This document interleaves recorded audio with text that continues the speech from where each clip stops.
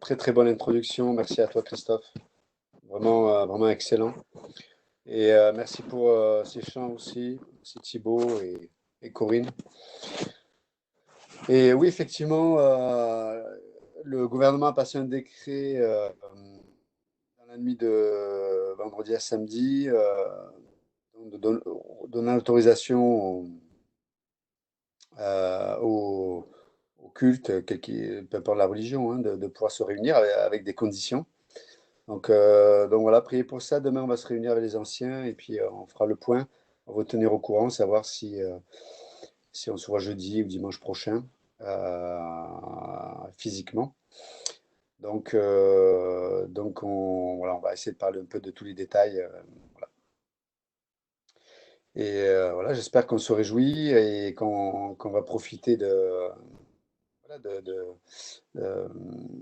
de pouvoir s'attendre à Dieu dans cette nouvelle étape. Alors, on n'est pas, on a reçu un esprit de, non pas de crainte, hein, mais voilà, de sagesse, de force, d'amour, et qui nous permet de, avec bon sens et précaution, de pouvoir profiter de la réalité de la vie chrétienne qui passe évidemment par la communion.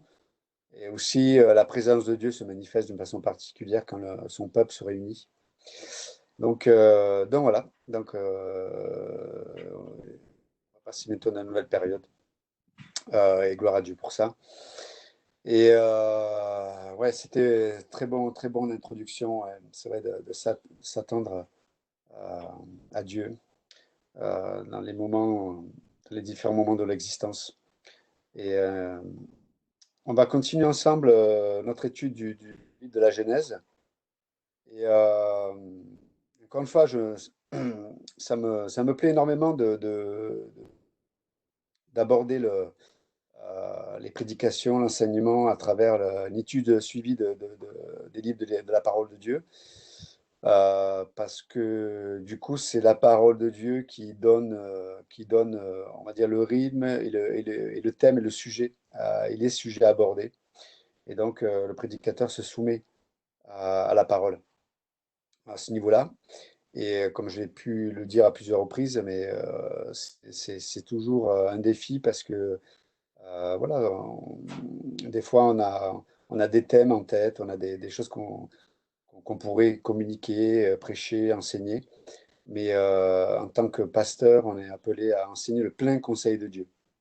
Pas simplement, pas simplement je dirais, euh, les, euh, les sujets qui pourraient correspondre aux besoins qui sembleraient être les nôtres. Le plein conseil de Dieu vient dévoiler la pensée de Dieu dans sa plénitude. Et, euh, et des fois, ça révèle en fait des besoins que Dieu veut aborder dans nos vies, des réalités que Dieu veut aborder dans nos vies.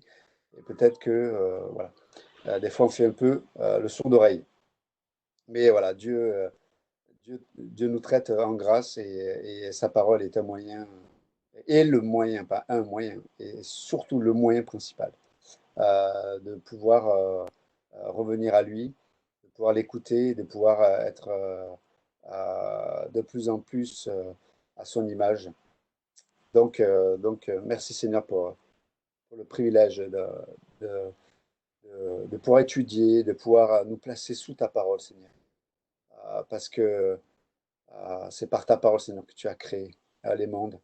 Et même toi, Seigneur Jésus, tu dis que tu es le Verbe qui s'est incarné. Donc, merci, Seigneur. Merci encore de venir parler à nos cœurs cet après-midi. Dans le bon nom de Jésus, nous prions. Amen. Donc, le livre de la Genèse, chapitre 19. Donc, c'est le fameux passage. Donc, la semaine dernière, nous avions vu ensemble l'intercession d'Abraham concernant ce que Dieu lui avait révélé, c'est-à-dire que Dieu allait juger Sodome et Gomorrhe. Enfin, il y a en tout cas, il y a à peu près 5 villes hein, qui étaient sous la juridiction de Sodome. Et donc Abraham intercède parce il sait qu'il y a Lot, il y a sa famille, et il a à cœur qu'il soit délivré. Et donc, il intercède. Et on peut voir que, si vous lisez le chapitre 19, Dieu va répondre à la prière d'Abraham, puisque notamment Lot et deux de ses filles vont être sauvés. Ce qui, en fait, n'est pas énormément de personnes, hein, quand on considère les milliers de personnes qui se trouvaient dans cette péninsule. Mais dans le psaume euh, 37, 25, il est dit que ce passage qui dit j'étais jeune, j'ai vieilli et je n'ai jamais vu le juste être abandonné, et, ni sa postérité d'ailleurs. Et on peut voir que Dieu n'abandonne pas le juste. Et donc dans le chapitre 19, c'est maintenant les deux anges qui viennent à Sodome et qui vont retrouver Lot, parce que Lot, si vous lisez un peu du chapitre 12 au chapitre 19, on peut voir que, enfin même avant le chapitre 12, mais quand Lot a choisi de placer ses tentes aux abords de Sodome et Gomorre. Et puis après, on peut voir voilà, qu'il a intégré la ville. Et puis, dans le chapitre 19, on peut voir qu'il se tenait à la porte de Sodome et Gomorre. Et on sait que ceux qui se tenaient à la porte, c'est l'expression à l'époque, c'était ceux qui avaient l'autorité de gérer tout ce qui était commerce, jugement, direction dans la ville. Donc, c'est ces personnes-là qui se tenaient à la porte des villes. Et donc, on peut voir que Lot était devenu quelqu'un qui avait une importance en Sodome et Gomorre. Enfin, il pensait en avoir une, et on va voir qu'en fait, c'était qu'un leurre. Et donc voilà, il était engagé dans la cité, il s'occupait des affaires de la cité, mais on va voir que la cité de Sodome et Gomorre et le mal qui était imprégné dans le cœur de chacun, malheureusement, a affecté et infecté le cœur de Lot et de sa famille. Donc lui, peut-être pensait avoir une influence sur cette dernière, mais il va se révéler que ça ne va pas être le cas. Loin s'en faut, au contraire. Donc, je vous encourage à lire le chapitre 19 en entier. Là, je ne vais peut-être pas prendre le temps de lire le chapitre 19. Il sera un peu long. Ce qu'on va faire, on va regarder un peu le commentaire de l'apôtre Pierre euh, sur, euh, sur ce passage. Donc, si vous voulez tourner avec moi dans 2 Pierre, chapitre 2. Donc, Pierre est en train de traiter des problèmes de l'Église primitive, hein. Et, mais là, il va traiter, on va dire, un sujet qui est un sujet qui était présent à son époque, mais un sujet qui transcende les époques, puisque Pierre est en train de traiter les faux docteurs. Donc, vous savez que dans l'Ancien Testament, il y avait des faux prophètes, et le Nouveau Testament parle des faux docteurs. Donc, c'est l'équivalent des faux prophètes de l'Ancien Testament. Donc, et verset 1 de Pierre 2 dit: Or, il y a eu aussi de faux prophètes parmi le peuple, comme aussi il y aura parmi vous de faux docteurs qui introduiront furtivement des sectes de perdition, reniant aussi le maître qui les a achetés, faisant venir sur eux-mêmes une prompte destruction. Et plusieurs suivront leur excès, et à cause de la voix de la vérité sera blasphémée. Et par cupidité, ils feront trafic de vous avec des paroles artificieuses, mais leur jugement, dès longtemps, ne demeure pas oisif, et leur destruction ne sommeille pas. Car si Dieu n'a pas épargné les anges qui ont péché, mais les ayant précipités dans l'abîme, les a livrés pour être gardés dans des chaînes d'obscurité pour le jugement, et s'il n'a pas épargné l'ancien monde, mais a préservé Noé, lui, le huitième prédicateur de justice, faisant venir le déluge sur un monde impie, et si, et là ça nous concerne, réduisant en cendres les villes de Sodome et de Gomorre, il les a condamnés par une totale subversion, les établissant pour être un exemple à ceux qui vivraient dans l'impiété. Et s'il a délivré le juste, Lot, accablé par la conduite débauchée de ces hommes pervers, car ce juste, qui habitait parmi eux, les voyant et les entendant tourmenter de jour en jour son âme, à cause de leur action inique.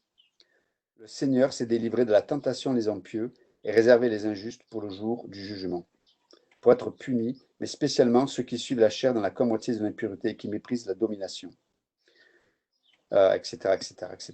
Donc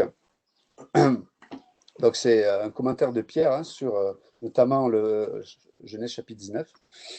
Et donc cet après-midi, je voudrais que nous puissions voir ensemble trois choses. La première, c'est que euh, Dieu, premier point, c'est Dieu en jugement. Deuxième point, on va parler du juste à travers la vie de Lot. Et troisièmement, ceux qui sont jugés. Et donc, première chose, on va parler de, comme le fait Pierre d'ailleurs, on parle des faux prophètes et donc des faux docteurs pour le Nouveau Testament. Mais Pierre nous rappelle que Dieu reste bien sûr un Dieu qui, même si on a en apparence, on a l'impression que Dieu n'intervient pas, il y a un temps qui est déterminé, un temps marqué où Dieu va juger. Et notamment, il est sous-entendu ici, hein, que Dieu va, et je crois que c'est dans le premier chapitre, il dit que Dieu va d'abord juger la maison, sa propre maison d'abord. C'est pour ça qu'il parle notamment des faux docteurs, et il explique comment Dieu a jugé ceux qui s'étaient en tout cas endurcis au point de rentrer dans une unité avec le mal. Donc Dieu est un Dieu qui juge.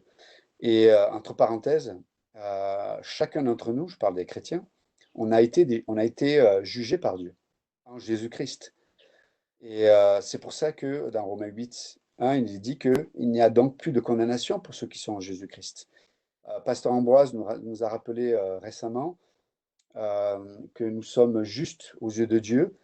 Et le fait d'être juste, ça signifie que nous sommes, c'est une déclaration de justice.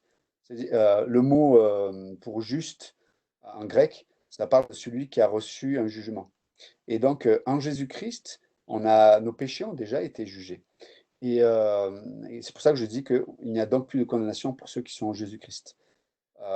Pour autant, nous savons que Dieu, par contre, nous, en tant que celui qui nous a rachetés, celui qui a payé pour nos péchés, celui qui nous a adoptés, et donc qui est notre Père, mais du coup, traite envers nous selon la grâce.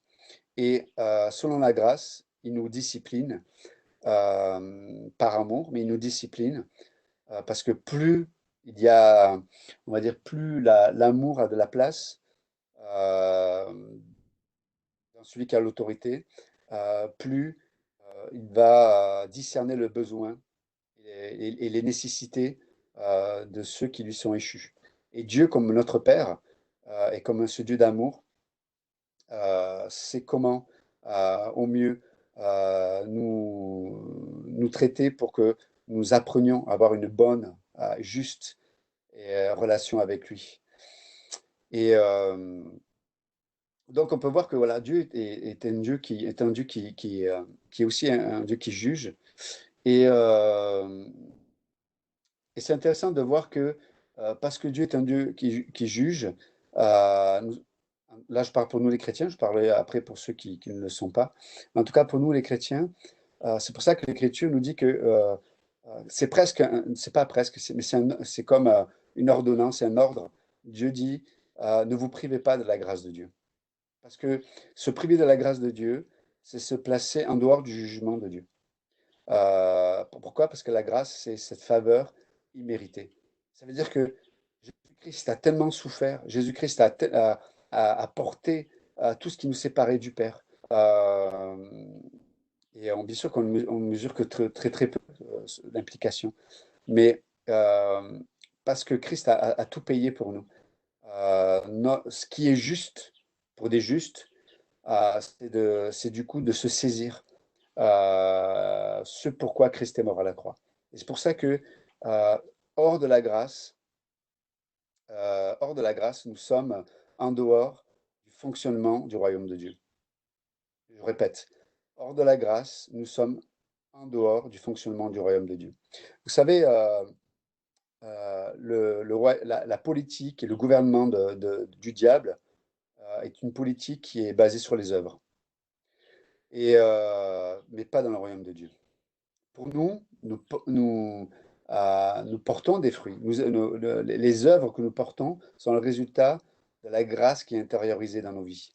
Et c'est pour ça que la discipline de Dieu, c'est toujours de nous ramener d'une façon ou d'une autre à dépendre de la grâce du Père, de la grâce du Fils et du ministère de la grâce de l'Esprit Saint en nous.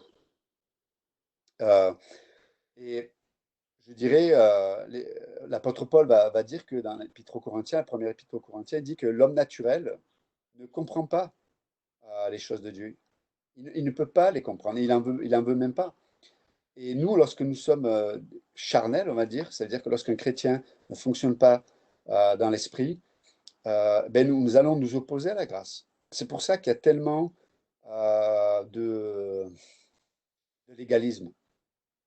Il y a tellement de justice propre chez nous, très souvent, ou dans le christianisme. Il y a tellement de jugement.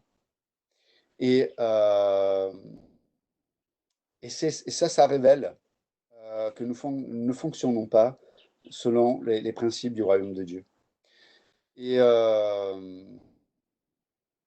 dans Osée chapitre 10, verset 2, il est dit que le diable, son ministère, c'est de diviser. Bien sûr, il divise les frères et sœurs, il divise les couples, il divise les familles, mais d'abord, il divise le cœur. Et comment fait-il pour diviser le cœur? C'est qu'il veut que les chrétiens fonctionnent en dehors de l'autorité qu'ils ont reçue. Et l'autorité et la puissance que nous avons reçue, c'est de se soumettre à l'Esprit de Dieu que nous avons reçu, c'est-à-dire l'Esprit Saint. C'est la puissance que nous avons reçue de la part de Dieu, c'est une personne. Et elle vit en nous. Nous avons été scellés du Saint-Esprit, nous sommes le temple du Saint-Esprit. Nous avons reçu les arts de l'Esprit. Et lorsque nous fonctionnons en dehors de la grâce de Dieu, nous allons avoir un cœur qui est divisé. Parce que nous allons fonctionner inconsciemment dans les œuvres et non plus sous le gouvernement de la grâce de Dieu. Et lorsque le cœur est divisé, il y a la confusion qui va régner dans le cœur du croyant, la confusion. C'est-à-dire qu'au lieu de vivre dans des certitudes que le Saint-Esprit nous révèle, nous allons être confus, nous allons vivre dans des doutes non nécessaires. Je dis non nécessaires parce que des fois, il y a des doutes qui sont liés juste aux situations, à la nature humaine. Mais là, ce sont des doutes qui sont initiés par un autre royaume. Et à l'occurrence, ces doutes-là vont toujours s'élever contre la nature et l'œuvre de Dieu lui-même. Toujours. On appelle ça l'iniquité. Donc, et ces doutes, comme je dis bien, se révèlent en iniquité, ça veut dire que ces doutes vont s'exprimer en nous par de la rébellion. Et la rébellion, notamment contre les autorités, notamment contre les autorités spirituelles. Et aussi l'autorité que chaque croyant a reçue par Jésus-Christ. Et donc, c'est pour ça que je dis qu'il y a le cœur, lorsque le cœur est divisé, il y a la confusion, et on ne vit plus dans la sphère de l'assurance. Mais au contraire, on va chercher constamment à se rassurer. Et c'est pour ça que aujourd'hui, le christianisme d'aujourd'hui est tellement, et on s'inclut là-dedans, on fait partie du christianisme, mais tellement basé sur les apparences, sur euh, la logique psychologique du fonctionnement de l'être humain, et non plus sur les principes du royaume de Dieu. Et du coup, euh, on s'attache à ce qui est extérieur. Donc on attend des miracles, on attend une puissance qui se montre. On attend parce qu'on a tellement besoin d'être rassuré parce que la confusion, à cause de la division dans nos cœurs, parce qu'on fonctionne non plus dans la grâce, mais on fonctionne dans les œuvres. Et donc on aspire tellement à être rassuré parce que dans notre homme intérieur, on n'a plus le témoignage de l'Esprit qui, lui, nous donne cette assurance. Donc, Dieu est ce Dieu qui juge. Et gloire à Dieu encore, je le redis, Nous n'avons plus besoin de craindre Dieu pour le jugement. Si ton cœur te condamne, Dieu est plus grand que ton cœur, dit l'apôtre Jean. Donc, nous ne craignons pas Dieu euh, par rapport au jugement de nos péchés, mais nous avons la crainte de l'Éternel, parce que nous sommes ceux qui l'honorons, pour qui il est et pour ce qu'il a fait. Et ça, c'est la vraie crainte de l'Éternel. C'est cette reconnaissance, cet honneur vis-à-vis de l'œuvre de Christ, vis-à-vis de la personne de Christ qui a été révélée il y a 2000 ans. Et non pas cette mauvaise crainte qui est liée à soi, en fait. Comment Dieu va me voir, qu'est-ce que Dieu va me faire, en fait, c'est de la superstition. Ce n'est plus dans la sphère du règne de la grâce. Donc Dieu est un juge. Et donc là, on vient de lire que Dieu va appliquer la réalité de ce qu'il est, ce Dieu qui juge. Et il y aura un temps où Dieu va juger aussi ce monde. Et vous savez, Christ est mort à la croix, son sang a coulé, et, et la valeur du sang est suffisante pour avoir payé pour les péchés de l'humanité. Alors, ça me dépasse honnêtement, hein. Mais pourtant la Bible le dit. Ça veut dire que le sang de Christ est suffisant pour le péché des croyants comme des non-croyants. Mais pour autant, on sait que ceux qui ne mettent pas leur confiance en Jésus vont être condamnés. Et pourquoi? Parce qu'en fait, Christ est mort à la croix, mais il n'est pas mort pour le mal. Il n'est pas mort pour le gouvernement de Satan. Et dans l'histoire de Sodome et Gomorre, malheureusement, c'est une nation qui a mené le mal à son terme. Ça veut dire que les hommes sont devenus un avec le mal. Ce n'était pas simplement des péchés personnels. Là, c'est devenu le mal. C'est-à-dire que la conscience, la conscience et la volonté des êtres humains sont arrivés à un point de non-retour. Et c'est pour ça que Dieu va juger. Il y a un temps où Dieu dit, voilà, là c'est fini.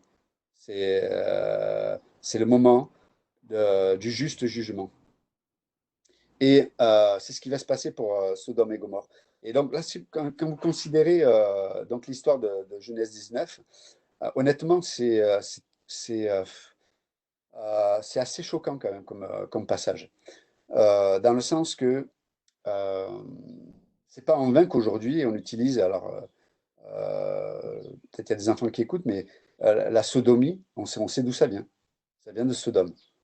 Et c'était des actes innommables qui étaient liés souvent à l'homosexualité, au lesbianisme, etc. Mais c'était innommable. Mais ces gens n'avaient plus de conscience et leur volonté était complètement affectée, infectée et en unité totale avec le mal. Et je le répète, Christ n'est pas mort à la croix pour payer pour le mal. Ce mal ponéros, ce mal qui vient du gouvernement du diable. Et, et d'ailleurs, beaucoup de... Alors, on sait que le monde, si vous lisez 2 Corinthiens 4.4, Éphésiens 2.2, on voit l'autorité que le diable a reçue. Mais la puissance du diable, c'est-à-dire qui est liée au mal, une puissance de séduction. Lorsqu'il y a une unité dans le cœur de l'homme avec le mal, donc, c'est quelque chose qui va au-delà même du péché de l'être humain. Parce que Christ est mort pour le péché et les péchés. Mais quelque chose qui va au-delà du péché. Bien sûr que le diable utilise le péché, la nature pécheresse de l'homme, pour amener cette unité. Mais à un moment donné, il y a comme une harmonie, une intériorisation du mal. Et, et donc cette intériorisation du mal fait que il y a cherche, j'ai perdu le fil. Ah oui, c'est la séduction. Voilà, la séduction. Lorsque le mal est intériorisé ou lorsque le mal gouverne, il y a de séduction. Et c'est pour ça que vous verrez que euh, là où il y a la séduction, il y aura toujours un manque d'honneur pour les autorités. Toujours. Ça, c'est le premier signe. Si vous lisez les épîtres de Paul, même je crois Timothée en parle aussi, dans les derniers temps, même les enfants vont renier même, vont déshonorer leurs parents. Enfin, on voit qu'il y a une rébellion qui est généralisée, mais ça, c'est le résultat de la séduction, et la séduction est le résultat de l'intériorisation du mal. C'est pour ça que Dieu nous met en garde contre ça. Euh, L'expression de la séduction aussi, c'est la justice propre aussi, qui fait que on va juger. C'est intéressant de voir dans Ésaïe 11.3, on peut voir que lorsqu'il parlait du Messie, il dit qu'il ne va pas juger sur l'apparence ou sur les oui-dire, alors qu'il a le droit de juger, puisqu'il est le Messie. Mais lui va juger sur ce qui se passe dans le cœur vis-à-vis de Dieu. Et malheureusement, trop souvent, nous voyons le gouvernement de Satan prendre place dans l'Église à travers le jugement. On voit tellement de divisions dans les couples parce qu'il y a tellement de jugement. Vous savez, le meilleur des hommes, je souris en parlant de meilleur des hommes parce que selon le point de vue de Dieu, il n'y en a aucun qui est bon d'être humain. Personne ne fait réellement le bien. Ça veut dire que personne ne peut faire un bien qui est à la hauteur de ce que Dieu attend. Car tous ont péché, ont péché, sont privés de la gloire de Dieu, dans l'Épître aux Romains, chapitre 3. En tout cas, mais au mieux, je dirais que l'homme, dans sa version la meilleure, est dans une sphère de moralité, et au mieux, ça va être œil pour œil, dent pour dent. Œil pour œil, dent pour dent. Ça, c'est au mieux. Mais l'homme, dans sa bonté, dans sa moralité, ne pourra jamais exprimer l'amour de Dieu. Il y aura toujours des limitations. Et vous savez, il y a des situations, il y a tellement de situations qui ne peuvent avoir de puissance pour être résolues que lorsque la vie de Dieu, l'amour de Dieu se révèle.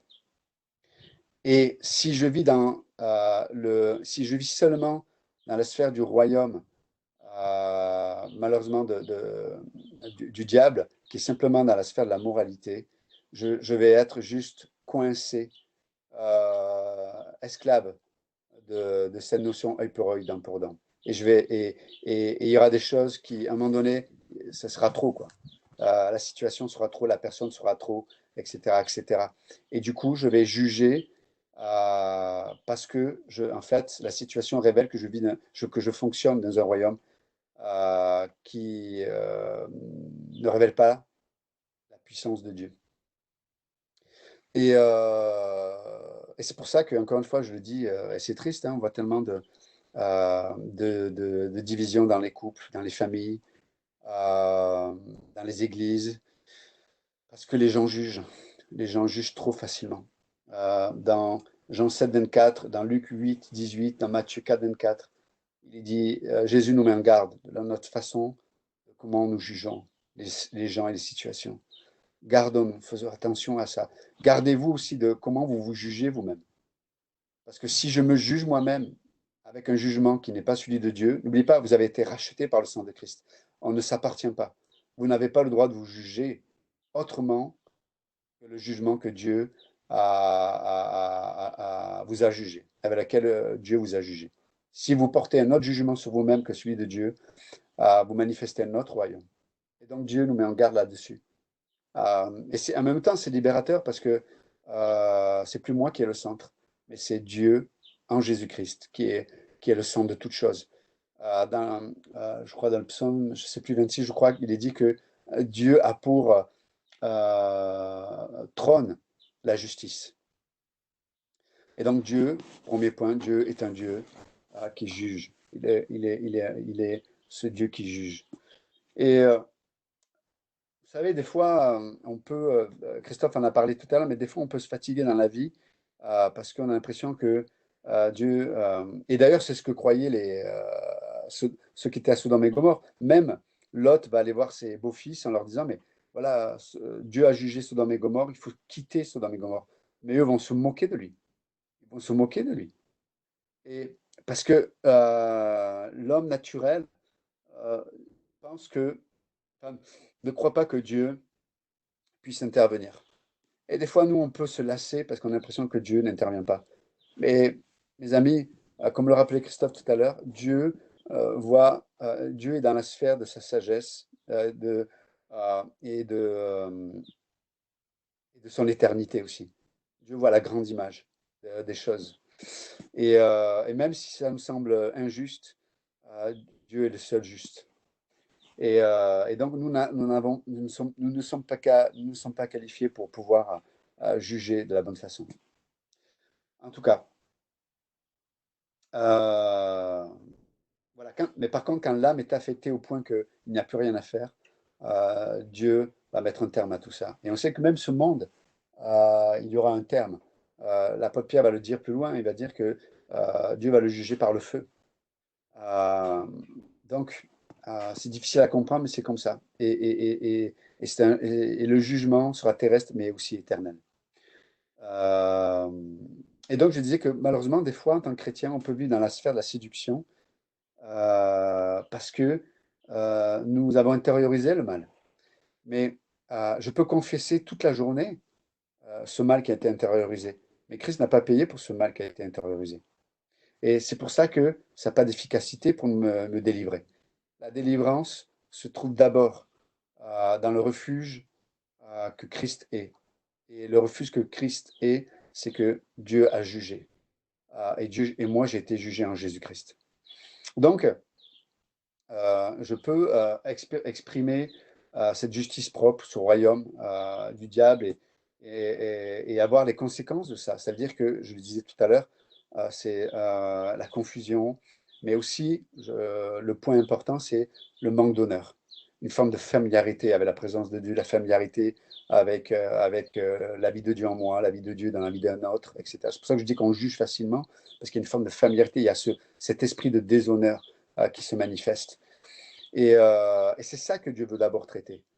Euh, et, euh, et la première chose, regardez quand Moïse, avant que Moïse rentre dans le plan de Dieu, la première chose que Dieu fait, il rétablit l'honneur pour sa personne.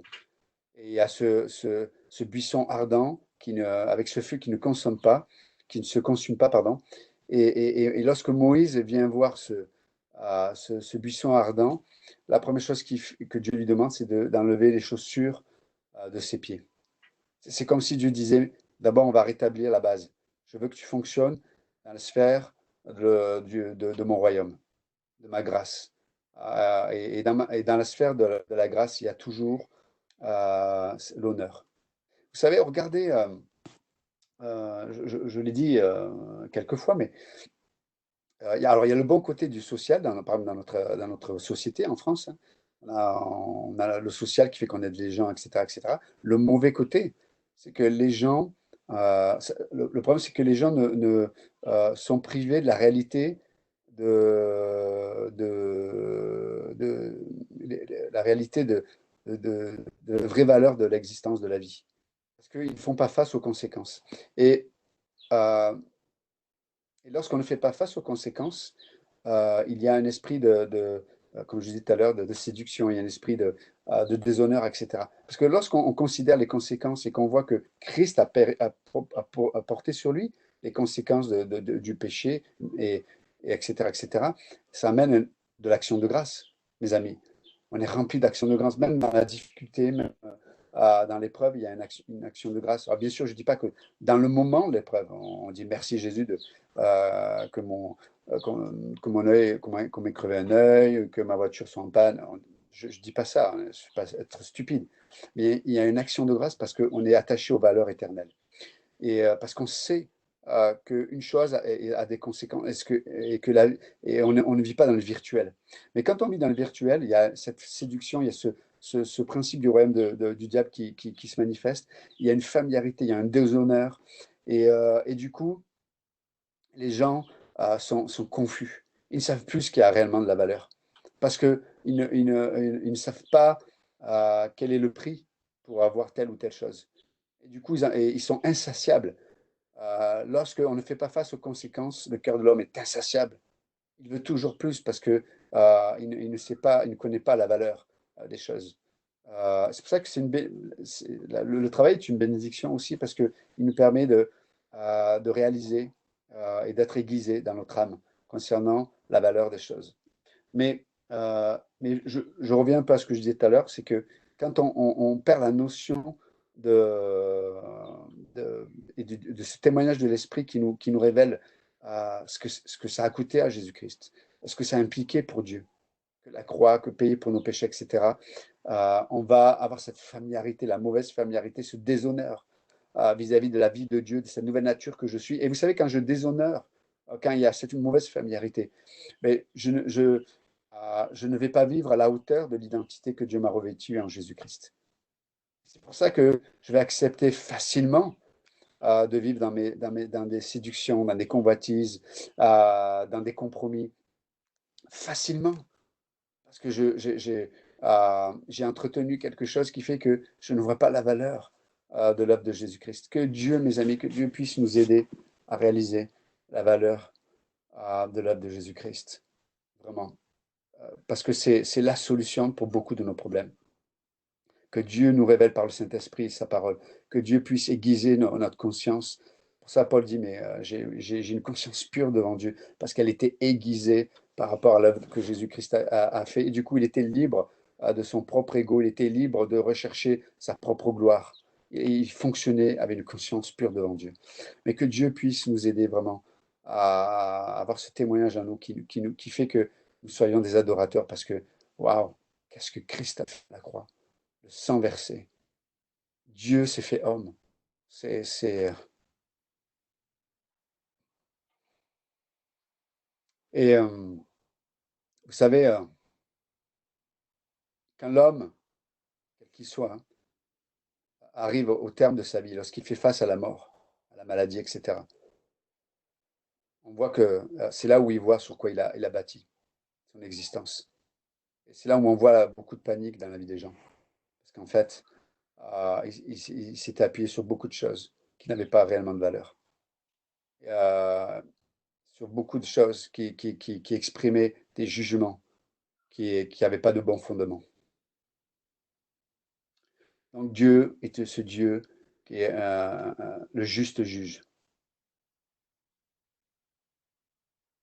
Donc pour le mal, il y a besoin de repentance. Bien sûr que même pour certains péchés, bien sûr, Dieu nous appelle à la repentance, mais pour le mal, il y a vraiment, lorsque on a intériorisé le mal, par exemple, si souvent, comme je disais tout à l'heure, la calomnie quand le mal affecte le cœur, c'est souvent, ça se révèle par la calomnie, souvent. Et, et là, il y a besoin de repentance. Ne confesse pas à Dieu, disant, oh, Seigneur, j'ai calomnié. Non, repens-toi devant Dieu et arrête de calomnier, vraiment. Et confesse le péché qui t'a amené peut-être à calomnier. C'est ça souvent qu'il faut faire. La deuxième chose, lorsqu'il est parlé, j'en ai un peu parlé déjà, hein, mais Lot le juste, c'est quand même intéressant le commentaire de Pierre qui dit Lot le juste euh, euh, qui souffrait de la situation. Mais vous savez, j'ai fait un bref commentaire sur Lot, mais donc je disais au préalable, c'est quoi un juste? C'est celui a été déclaré par Dieu juste, simplement. C'est un acte judiciaire, parce que Christ a payé pour les péchés de cette personne et que cette personne a mis sa confiance en ce Dieu à ce juste Dieu. Euh, mais, donc on peut voir que Lot était tourmenté et, et malgré tout, et si vous lisez la suite du chapitre 19, on peut voir que, parce que regardez, hein, donc les anges, il insiste pour que les anges viennent demeurer chez lui, l'hospitalité. À l'époque, lorsque quelqu'un recevait des gens chez lui, il était garant de leur sécurité, il était garant de leurs biens, etc. Et donc là, les gens de la ville apprennent qu'il y a ces hommes qui sont entrés chez Lot. Et l'Écriture le dit, hein, tous les hommes, que ce soit du plus jeune au vieillard, tous les hommes viennent pour demander à Lot qu'il leur donne, qu'il leur donne ces hommes. Vous savez pourquoi? Je l'ai dit tout à l'heure. Pour avoir des relations sexuelles avec. Vous imaginez, mais c'est fou, c'est abominable. Mais c'est tous les hommes de la vie, du plus jeune au plus vieux. Je vous assure, les démons, ça devait s'agiter comme jamais, quoi. Et Lot, regardez, et Lot va proposer une chose. Je vous laisse, je vais faire sortir mes 2 filles qui sont vierges. Et vous pourrez en faire ce que vous en voulez. Et là, on parle de Lot le juste. On ne réalise pas à quel point on peut être influencé d'une façon inconsciente par les valeurs du monde qui nous entoure, par la culture. C'est pour ça qu'on a besoin d'avoir une culture qui est enracinée dans la Bible et pas simplement enracinée dans la société ou le pays dans lequel on vit. Même s'il y a des choses qui sont bonnes, hein, mais la culture, faisons attention. Dans le mot culture, d'ailleurs, il y a le mot culte. Hein. La culture est le résultat souvent du cultuel, des dieux de cette culture.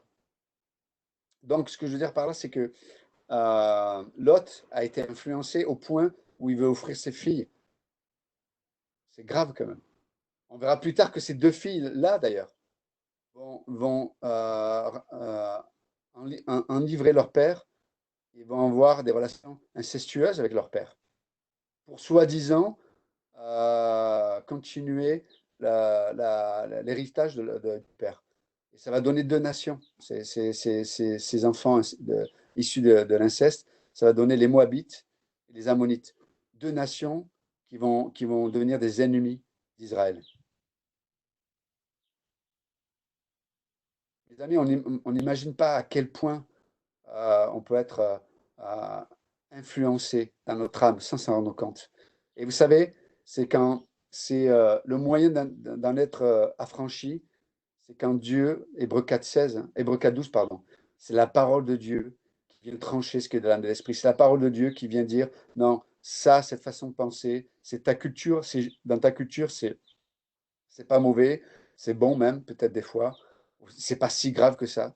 Mais dans la culture du royaume de Dieu, c'est une offense à Dieu.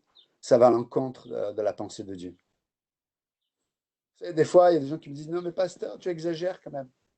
Tu exagères quand même. Attends, dans notre culture, c'est pas grave. T'as un jeune homme et une jeune femme qui s'aiment. Peut-être ils se disent, peut-être dans quelques années, on va se marier. Ils vivent ensemble, ils couchent ensemble. Mais ils s'aiment. Ils aiment Dieu, ils viennent à l'église. Mais qu'est-ce que dit la Bible dit de ça? La Bible appelle ça la fornication. La fornication.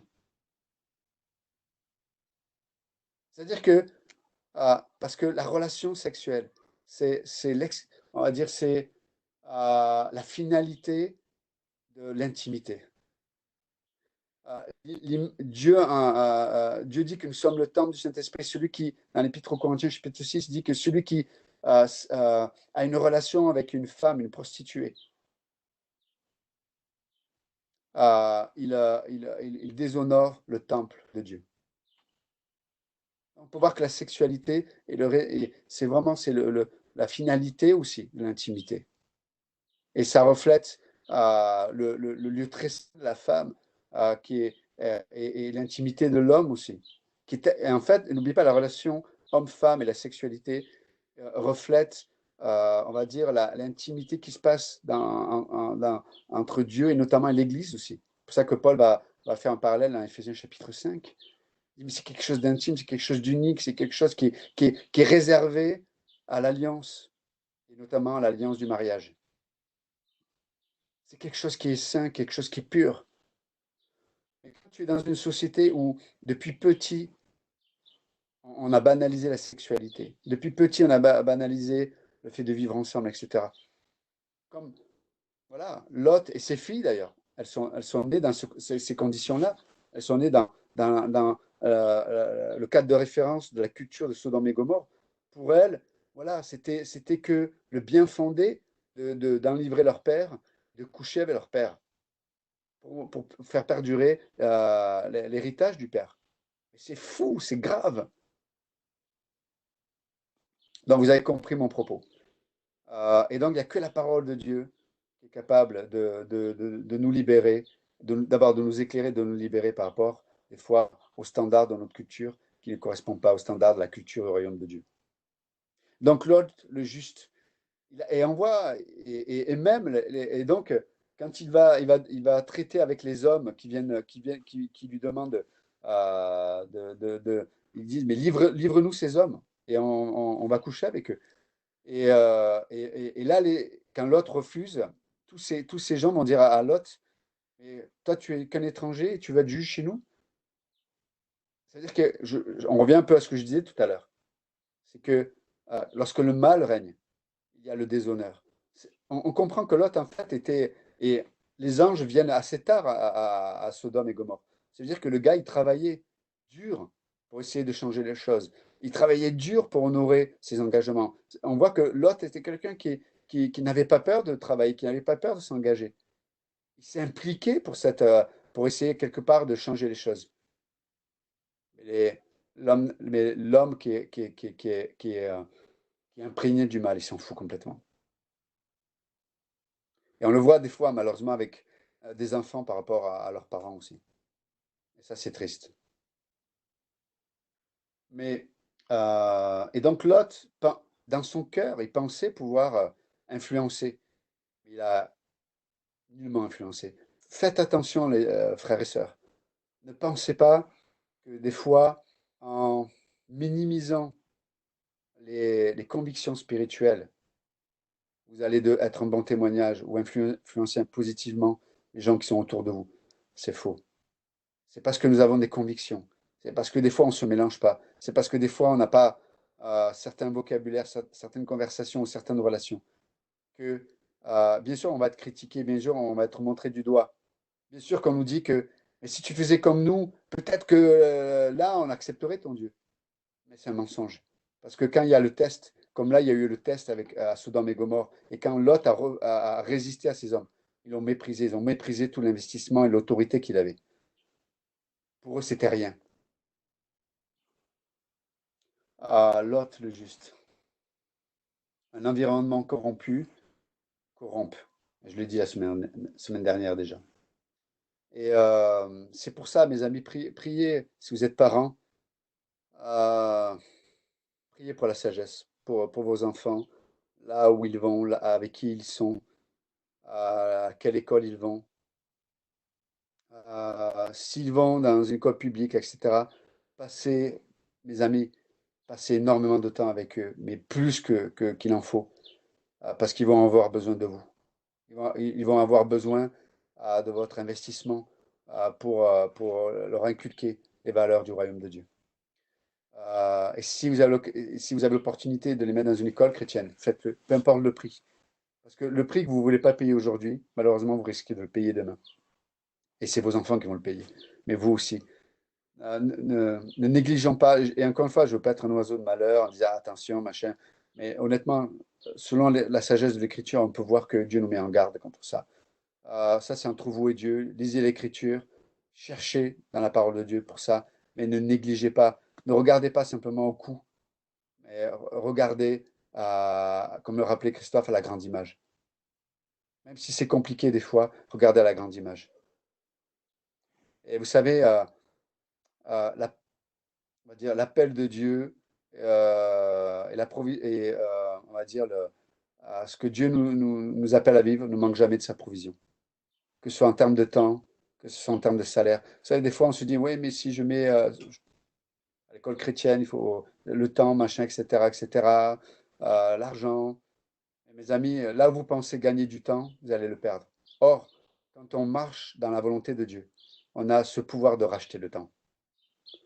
Donc, je ne veux pas être plus long, mais je vous encourage en tant que parent, vraiment, à, à- à- vraiment, vos enfants ont une grande valeur. Vous savez, quand les parents de Moïse on regarde leur enfant, ils ont dit, mais il est unique. ils ont trouvé beau leur enfant.